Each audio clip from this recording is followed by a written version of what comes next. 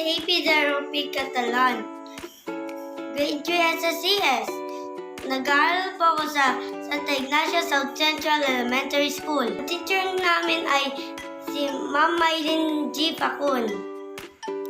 Subukan natin gawin ang solid to liquid form. Ang tawag sa prosesong ito ay melting.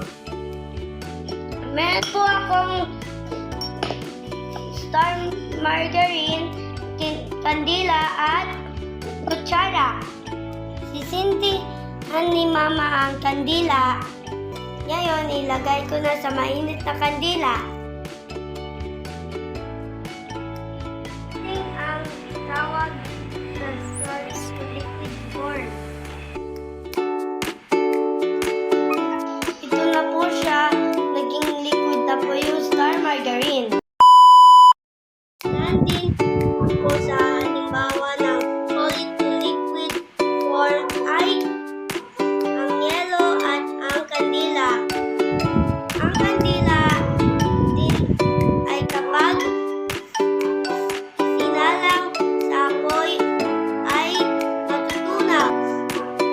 Yelo naman ay magiging tubig kapag ito ay matutunaw.